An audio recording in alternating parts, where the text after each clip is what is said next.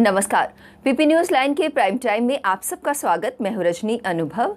आइए सबसे पहले नजर डालते हैं आज दिन भर की प्रमुख सुर्खियों पर। दिल्ली में जम्मू कश्मीर को लेकर प्रधानमंत्री नरेंद्र मोदी की अध्यक्षता में हुई बैठक अपना लक्ष्य साधने में रही कामयाब। प्रधानमंत्री मोदी के साथ हुई बैठक के बाद महबूबा एक बार फिर 370 का राग अलापती आई नजर। कोरोना की संभावित तीसरी लहर को देखते हुए इसकी रोकथाम की तैयारी जारी। और जेके बोस की 10वीं कक्षा का परिणाम जुलाई के पहले हफ्ते में आने की संभावना। अब समाचार विस्तार से।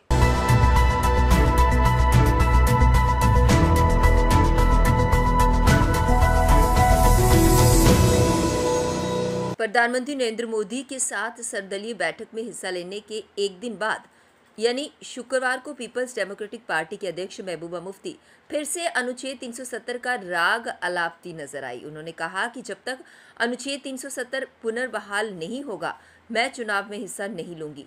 एक टीवी चैनल के साथ बातचीत में महबूबा ने कहा कि अगर जम्मू कश्मीर में अनुच्छेद 370 की बहाली के बिना चुनाव होंगे तो मैं चुनाव नहीं लड़ूंगी। पीडीपी चुनाव लड़ेगी और मेरी पार्टी चुनाव जीत जाती है तो भी मैं मुख्यमंत्री नहीं बनूंगी। जम्मू कश्मीर में कोरोना संक्रमण से बचाव के लिए टीकाकरण जारी है।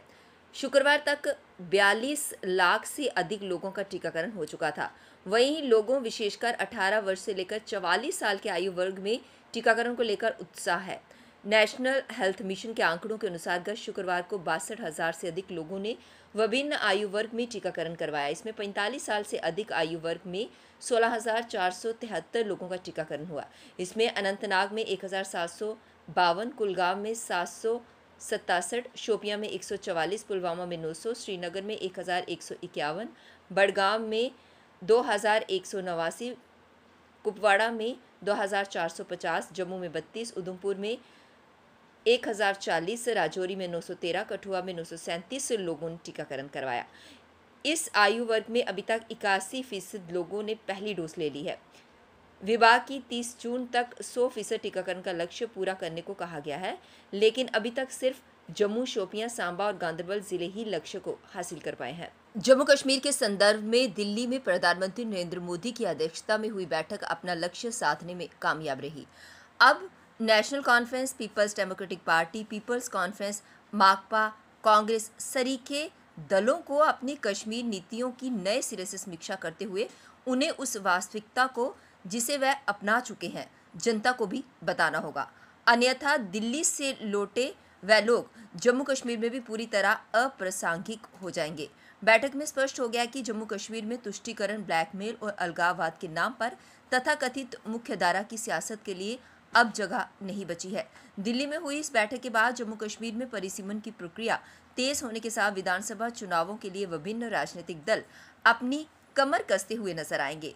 इनमें वह लोग भी हैं जो कल तक कहते थे कि 370 की बहाली तक वह चुनाव नहीं लड़ेंगे। कश्मीर घाटी में आतंक विरोधी अभियानों में अहम भूमिका निभाने वाली सेना का एक बार फिर से मानवीय चेहरा देखने को मिला।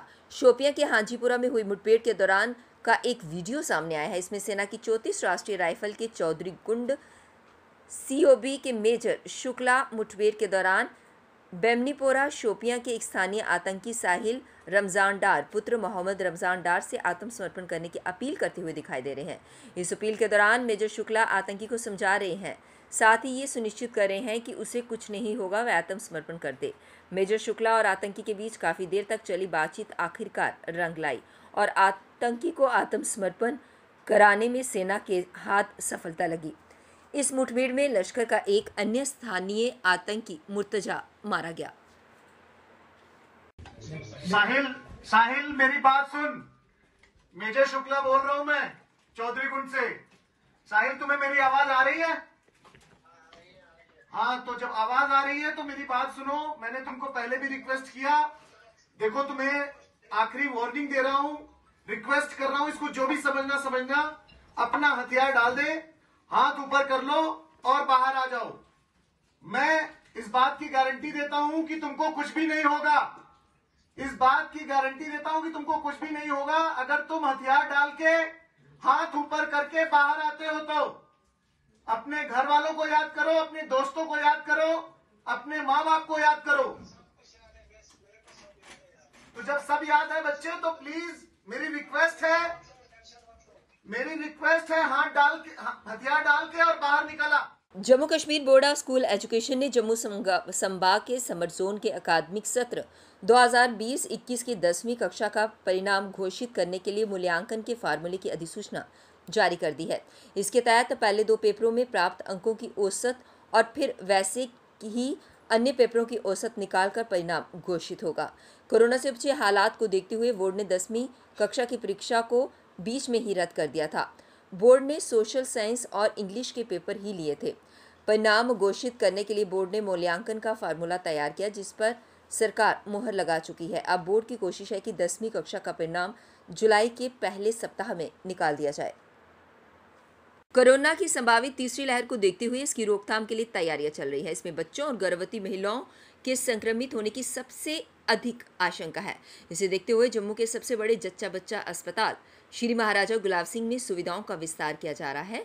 अस्पताल के सभी बिस्तरों में ऑक्सीजन की सुविधा उपलब्ध करवाई जा रही है। यही नहीं, ऑक्सीजन जनरेशन प्लांट भी स्थापित किए जा रहे हैं। श्री महाराजा गुलाब सिंह अस्पताल में 750 बिस्तरों की क्षमता है, लेकिन यह अस्पताल 80 साल पुराना है और उस समय की ज़रूरतों के अनुसार ही बनाया गया है। इसमें सिर्फ 19 बिस्तरों पर ऑक्सीजन की व्यवस्था है, जिन्हें पिछले कुछ वर्षों के दौरान बनाया गया है। अब सभी 750 बिस्तरों पर ऑक्सीजन की सुविधा मुहैया करवाई जाएगी। अस्पताल के मैकेनिकल इंजीनियरिंग विभाग ने इसके लिए 2 करोड़ 40 लाख रुपयों का एक प्रोजेक्ट बनाया, इसे भी मंजूरी मिल गई है। जम्मू कश्मीर में दम तोड़ रहे आतंकवाद से अधिक घातक नार्को टेररिज्म साबित हो रहा है। सरहद पर भारतीय सेना व सुरक्षा बल की कड़ी चौकसी से पाकिस्तान की खुफिया एजेंसी ISI को समझ आ चुका है कि आतंकियों को सीमा पार भेजना अब आसान नहीं रहा।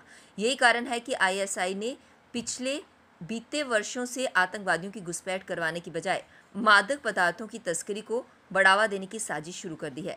पाकिस्तान सीमा पार से ड्रोन के जरिए भी मादक पदार्थों की तस्करी करवा रहा है।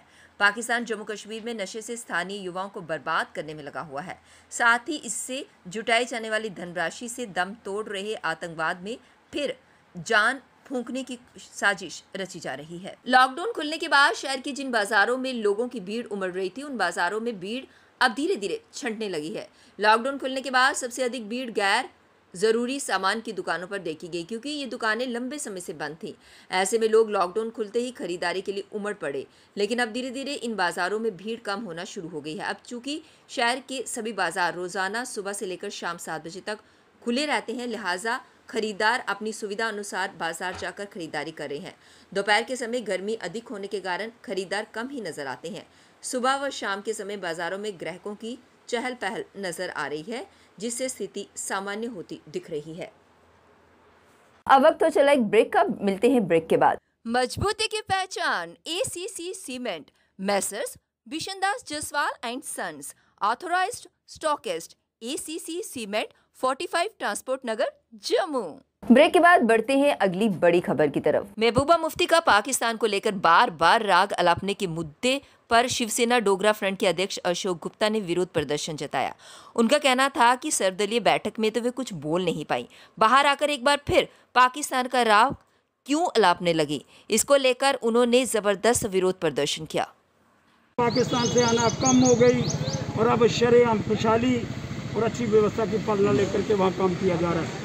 इसलिए मैं मांग करना चाहता हूँ, अभी तक Z+ सिक्योरिटी उसको की दी गई है जब वो पाकिस्तान के विषय के अंदर बात कर रही है, इसलिए उसको उठाओ, जेल में डालो और सारी सिक्योरिटी और सारे आराम वो जो उसको मिले उससे वापस लो। जब तक ये कार्रवाई नहीं होगी हम चैन से बैठने की बात नहीं करेंगे। 26 जून international day against drug abuse and illicit trafficking के तौर पर मनाया जाता है, पर इस बार कोरोना काल को देखते हुए बड़ी बड़ी रैलियां तो नहीं निकाली गई, पर ड्रग डिपार्टमेंट के ऑफिसर्स द्वारा ऋणवेश्वर मंदिर शालामार में इसको लेकर लोगों को जागरूक किया गया।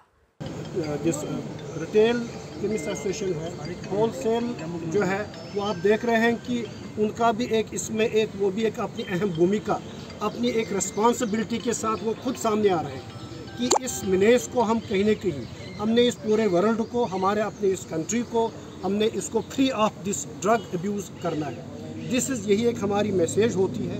26 जून ये वर्ल्ड वाइड ऑब्जर्व किया जाता है to create awareness among the masses.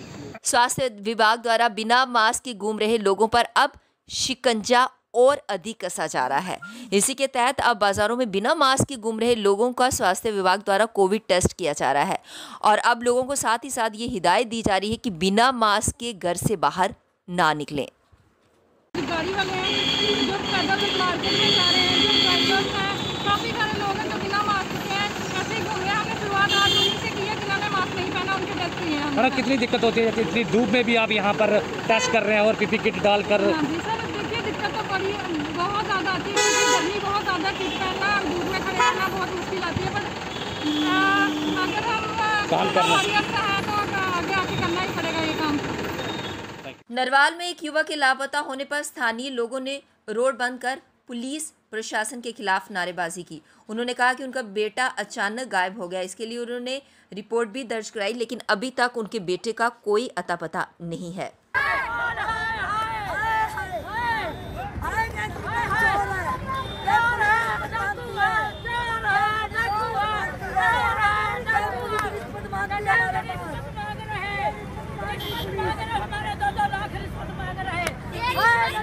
PP news line के प्राइम टाइम के आज के इस अंक में बस इतना ही। मुझे और मेरी पूरी टीम को दीजिए इजाजत और आप देखते रहिए पीपी न्यूज़ लाइन। नमस्कार। जम्मू में आई टेस्टिंग की साइंटिफिक और मॉडर्न टेक्नोलॉजी के लिए हमेशा याद रखें जेम ऑप्टिशियंस, जहां पर रखा जाता है आपकी हर जरूरत का ख्याल। Gem opticians with the facility of eye exercise, A scan, biometry, pachymetry और ऑटोमेटेड फील्ड एनालाइजर। और हाँ, हमारे यहाँ बढ़िया क्वालिटी के ब्रांडेड स्पेक्टिकल्स, सनग्लासेस और कॉन्टेक्ट लेंसेज मिलते हैं। आपका भरोसेमंद एक ही नाम, Gem opticians, Gandhinagar. Gem opticians, Nai Basti. Gem opticians, Amphalla. Gem opticians, Trikuta नगर।